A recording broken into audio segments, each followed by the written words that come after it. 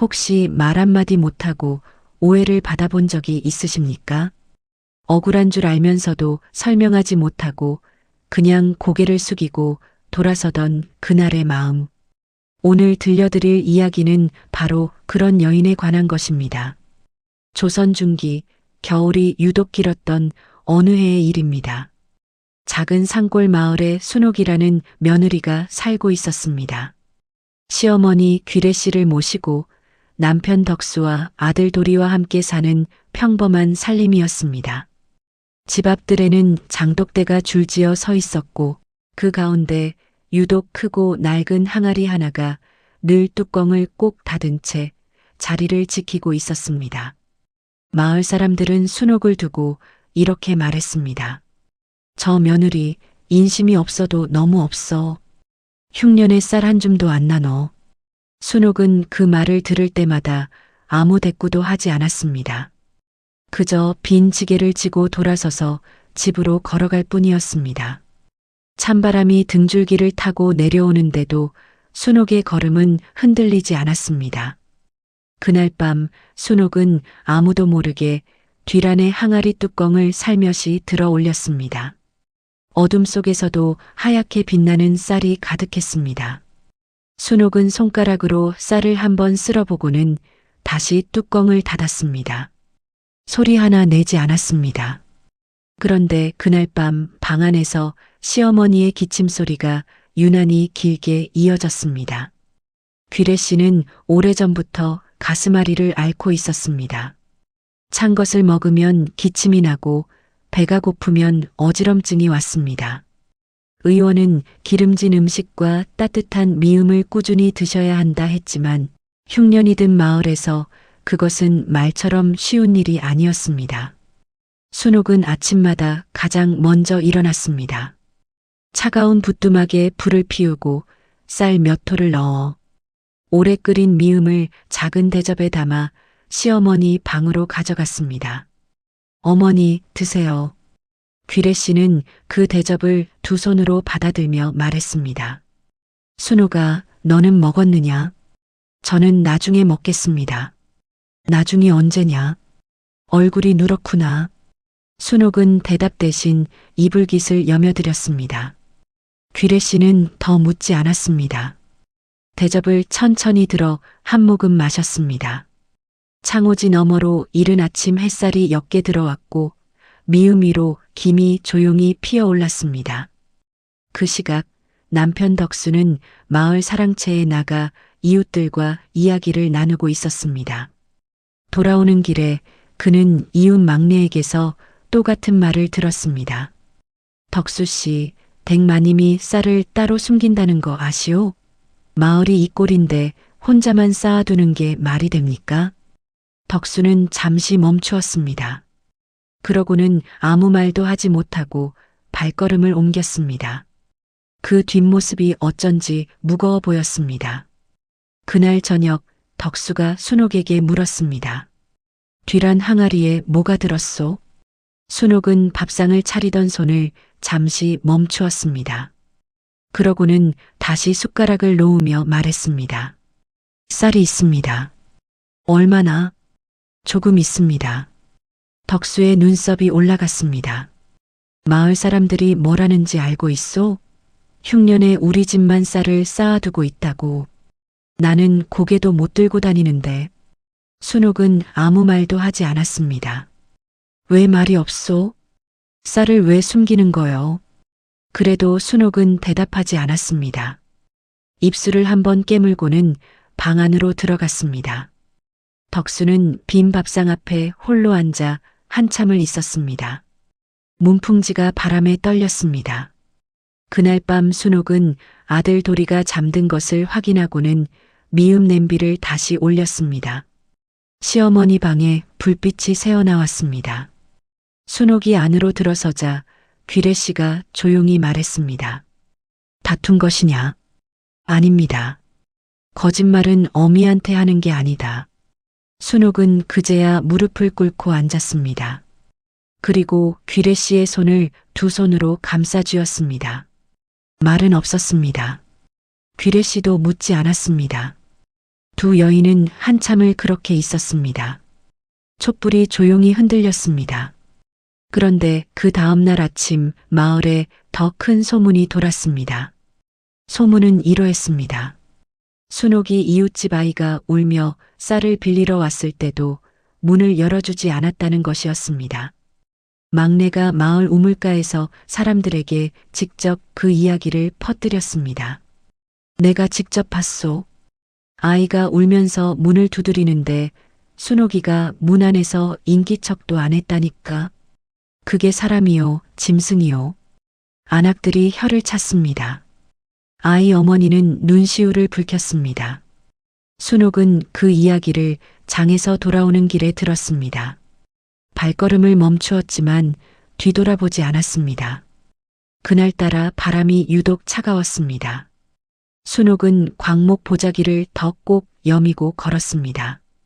집에 돌아온 순옥은 보자기 안에서 작은 약재 꾸러미를 꺼냈습니다. 장에서 판 놀이개 값으로 산 것이었습니다. 시어머니 기침에 쓰는 약재였습니다.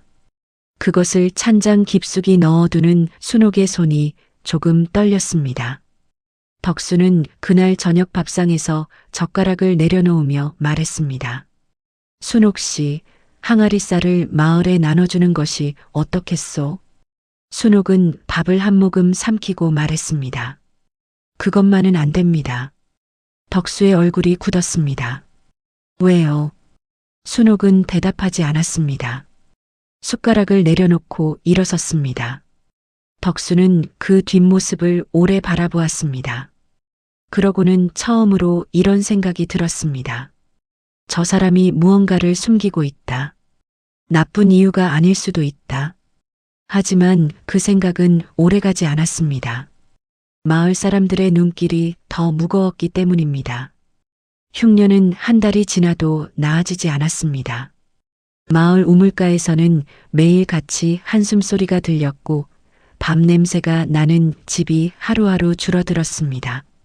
아이들은 배가 고프다는 말 대신 그냥 말이 없어졌습니다. 순옥의 집도 밥상이 줄었습니다. 아들 도리는 어느 날 저녁 밥그릇 안을 들여다보다가 아무 말 없이 숟가락을 내려놓았습니다. 순옥은 그것을 보고 자리에서 일어나 부엌으로 갔습니다. 잠시 후 도리의 밥그릇에 쌀밥이 수북이 올라왔습니다. 어머니는요? 나는 먹었다. 도리는 어머니를 올려다보았습니다.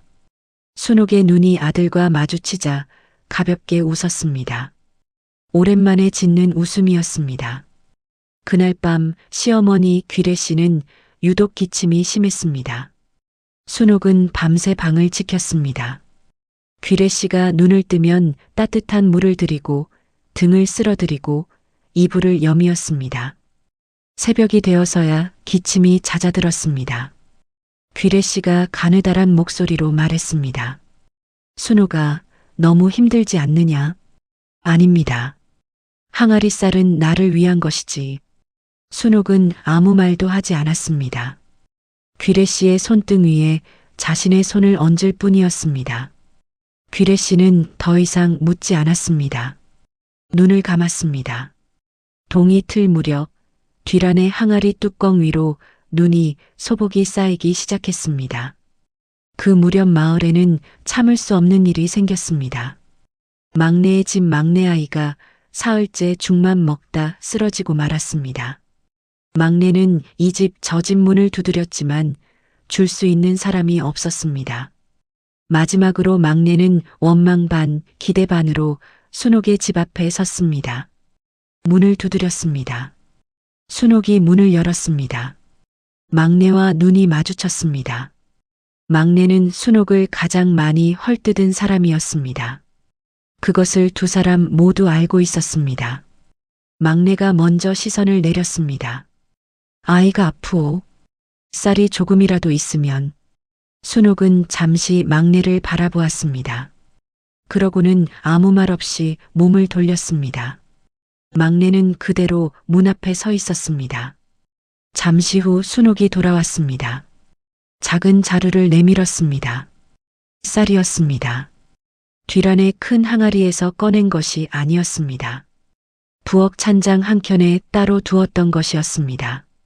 막내는 자루를 받아들고 말을 잃었습니다. 순옥은 그대로 문을 닫았습니다. 막내는 집으로 돌아가는 길 내내 손에 든 쌀자루를 내려다보았습니다. 그리고 문득 자신이 한 번도 순옥에게 직접 물어본 적이 없다는 것을 깨달았습니다. 한 번도. 겨울이 가장 깊어진 어느 날 밤이었습니다. 귀래 씨의 상태가 갑자기 나빠졌습니다. 숨이 가빠지고 열이 오르고 기침이 멈추지 않았습니다.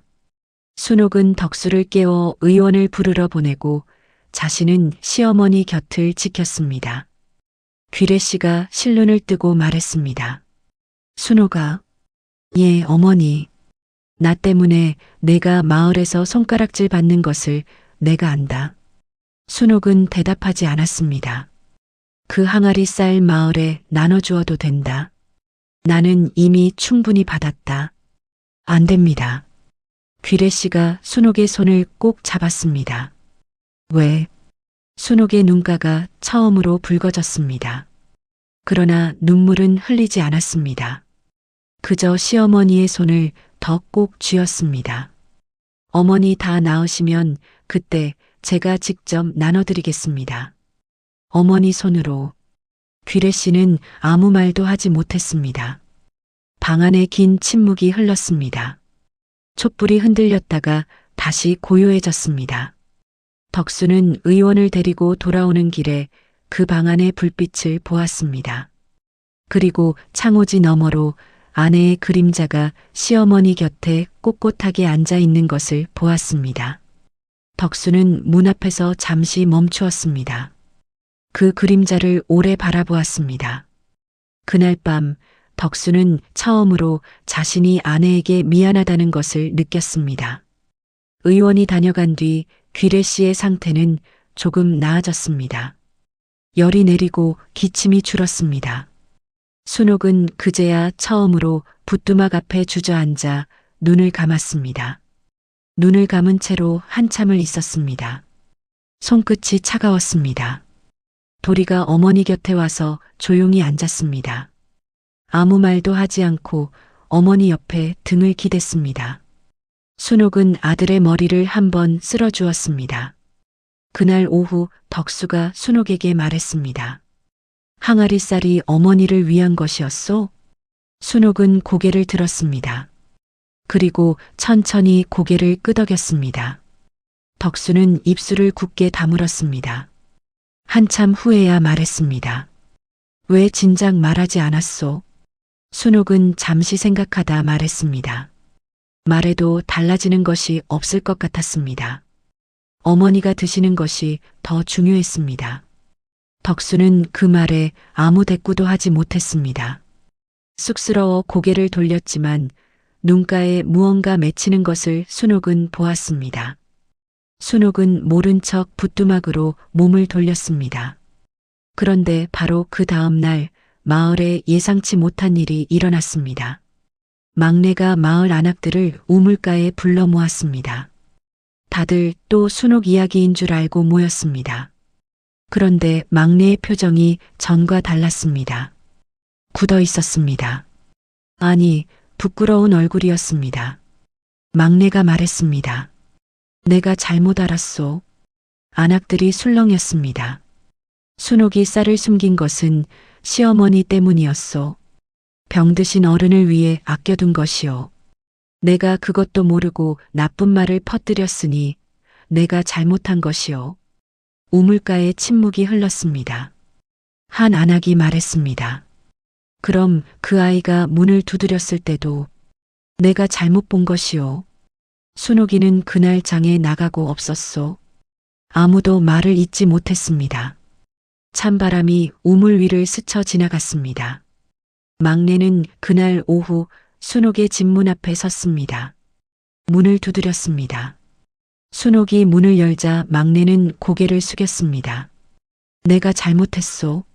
순옥은 막내를 바라보았습니다. 그리고 말했습니다. 들어오십시오. 차 한잔 하시겠습니까? 막내는 그 말에 코끝이 시큰해졌습니다. 고개를 들지 못한 채 안으로 들어섰습니다. 그로부터 며칠 후 귀래 씨가 자리에서 일어났습니다. 완전히 나은 것은 아니었지만 마당에 나와 햇살을 받을 수 있을 만큼은 되었습니다. 귀래 씨는 뒤란의 항아리 앞에 서서 뚜껑을 들어 올렸습니다. 하얀 쌀이 가득 담겨 있었습니다. 귀래 씨가 순옥을 불렀습니다. 이것 이제 나눠주어도 되겠느냐? 순옥이 말했습니다. 예, 어머니. 귀래 씨가 말했습니다. 내가 직접 들고 가겠다. 순옥은 잠시 귀래 씨를 바라보았습니다. 그리고 천천히 고개를 끄덕였습니다. 두 사람은 함께 항아리 앞에 섰습니다.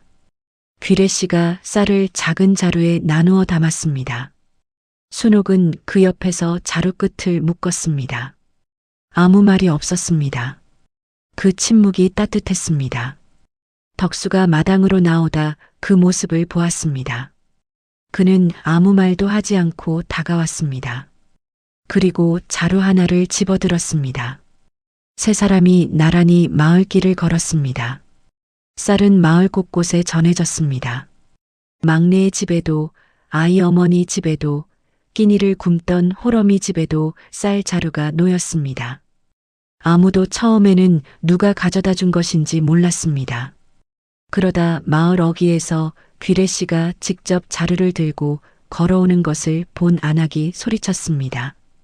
아이고, 귀래 어른이 직접 오셨네. 귀래 씨는 환하게 웃었습니다. 그 뒤로 순옥이 걷고 있었습니다. 마을 사람들의 시선이 순옥에게 모였습니다. 아무도 말을 하지 않았습니다. 그러나 막내가 조용히 앞으로 나와 자루를 받아들었습니다. 눈이 마주쳤습니다. 막내가 고개를 숙였습니다. 순옥은 아무 말도 하지 않았습니다. 그냥 고개를 한번 끄덕였습니다. 그것으로 충분했습니다. 그날 저녁 뒤란의 낡은 항아리는 처음으로 텅 비었습니다. 순옥은 빈 항아리 앞에 잠시 서 있었습니다. 그러고는 뚜껑을 덮었습니다. 여느 날과 똑같이 꼭 겨울이 지나고 봄이 왔습니다. 귀래 씨는 완전히 건강을 되찾지는 못했지만 마당에 나와 볕을 쬐며 순옥이 끓여온 미음을 받아 마실 수 있게 되었습니다. 두 사람은 장독대 앞에 나란히 앉아 있었습니다. 귀래 씨가 낡은 항아리 뚜껑을 바라보며 말했습니다. 저 항아리 내가 시집 올 때부터 있었다. 예, 알고 있습니다. 내가 처음 이 집에 왔을 때도 저기 있었지. 순옥은 항아리를 바라보았습니다. 이제는 텅 빈 그 항아리가 봄볕에 따스하게 빛나고 있었습니다. 귀래 씨가 조용히 말했습니다. 고맙다, 순옥아. 순옥은 대답하지 않았습니다. 미음 대접을 두 손으로 받쳐 귀래 씨께 다시 건넬 뿐이었습니다. 봄볕이 장독대 위로 내려앉았습니다. 항아리 뚜껑 위에도 말 한마디 못하고 오해를 받으면서도 끝내 설명하지 않은 순옥은 과연 어리석은 여인이었을까요? 아니면 가장 깊은 곳에서 사랑하는 방법을 알고 있던 여인이었을까요? 우리 곁에도 이런 사람이 있지는 않으셨습니까? 아니면 내가 바로 그런 사람이었는지도 모릅니다. 오늘 이야기가 마음에 남으셨다면 지혜의 등불 구독으로 함께해 주십시오. 매주 화요일과 금요일 잊혀진 이야기들로 찾아오겠습니다.